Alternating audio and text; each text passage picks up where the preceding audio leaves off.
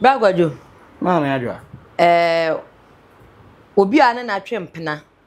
Ahyehye hwa aye awe mo ho aye awo mo ho style bia agro mo ho saa na bia mo ntem abetete. Saa nipa no betimi na ya adamfo. Kubeni. Yebi da. Adenti.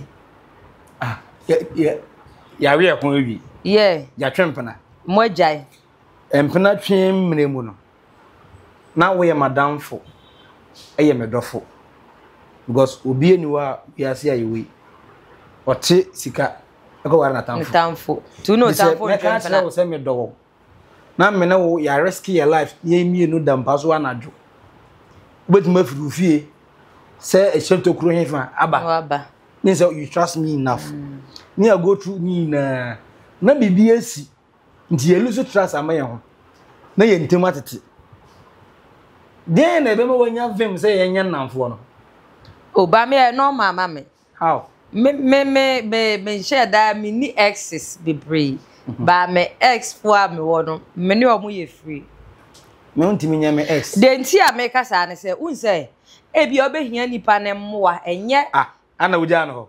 No, nya mmoa ti say sika na you understand but any kind of help. Yes. Unhia mmoa bi ade na wuja no ho. Na ye jai a eno no bone be na wo mi say ye jai. Me ba ti o. Ebi a ba bia ne ye pese ye kokoduru no na ye ntimi anduru ho. E na ebi na me ne obi adeti a no ye madamfo keke o. No ye madamfo a mekura me si me tu ne for ne ade. Last minute na say yes ho. Mo say there's a build up. Say what? Say ye namfo. Enti se me na jaya. Ye namfo ye be ya adofo.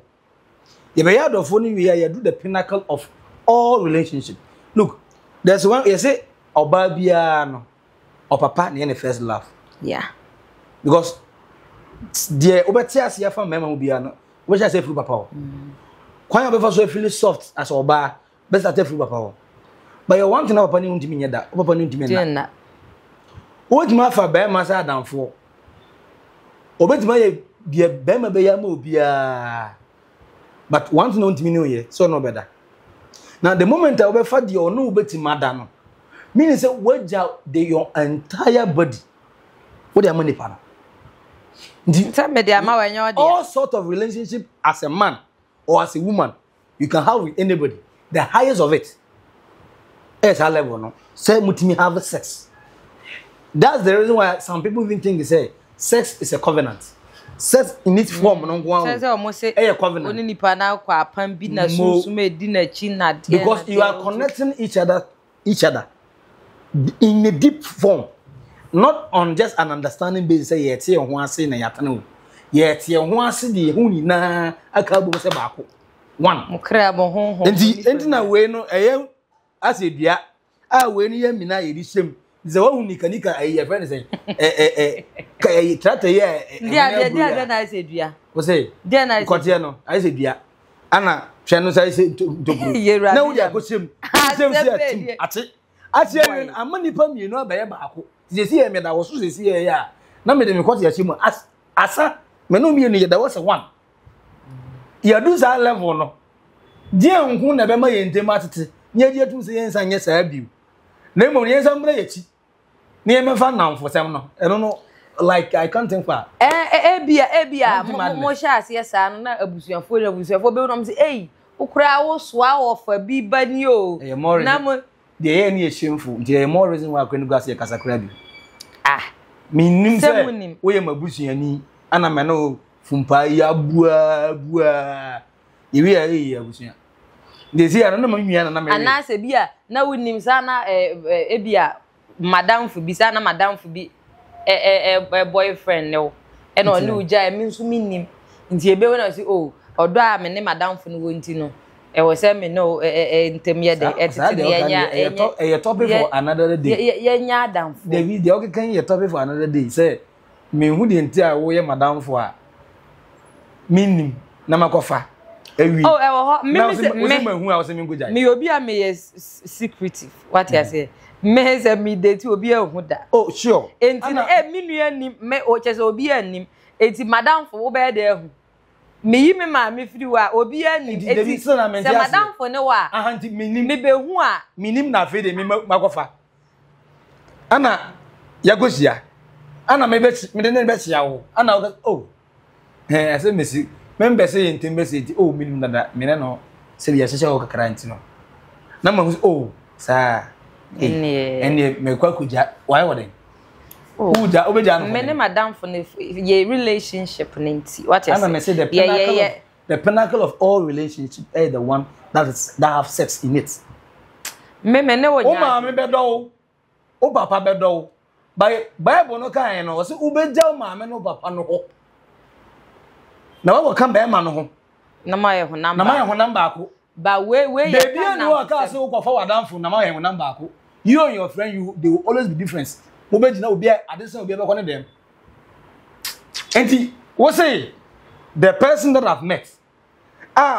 me no vibe correct me hwani su ba hwani su a say ye bobra na kwa ani me be bo yi na but because of we madam funti me nkotwa so abe onye me hwe on ma me reason ana on kan no asem boni bia grant me say oh ebia for instance me be ma me boba ana ma na me no wote me bo ana we fa na so na oja me ana madam for banti ebia ugina no so ka say oh okay ebia on fa bi nye wo ne ngura me ne tena na sa ne tie be ko na nim a ni suban ni nti se e sha se because ana se untimi aya dwanante na me de me je sutoro no che se sa fu jo na udi tu a me ti ase but ebia some petty reason bi na wona ni jai ana ogo je wadan fu na mo twempena na mo fili bia correct a wo problem wo no meme wadan fu bi guy bi wo so no twempena mu ja no udi aka nam se ha me anti na ni o ni be ni aka be nya nam fu so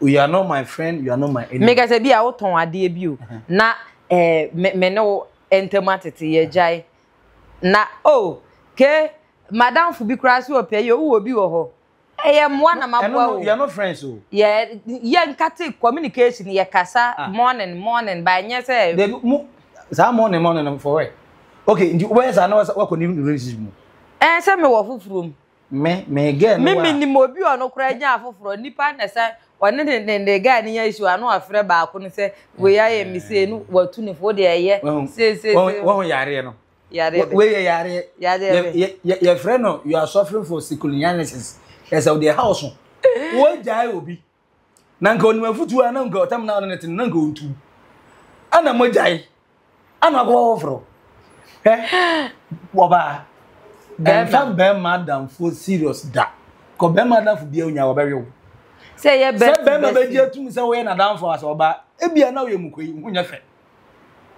me onya obere ontimi nka me wo bebre me se onim sa me ma me ka chiro te opa mi wi a fa wo phone test ne say ke ye na mvu ate yesukura na nse nya bi ni di anumre nya ya ye nhye wo te ha ne yen wi ho sa na mvu ni na de o mame na me twen a che na me nse won wo ya jo obesia because bema bi o wadan fu ye ni nyawa wallahi do gibi o be bo no nti sa na ma so ya debi e ma no mo ye nyaatwum mo ye opportunist oba ye sa obeji boyfriend duty bi afro because say o boy ya say no ne be kasa regular say ebia uhia bibi na so wa de be ma wo obeji ni na fru ntia sa danfo wonya me message kura no be ka tino ye fa ho enti konkonsa obeji aso tie by force and ka na boyfriend na ebre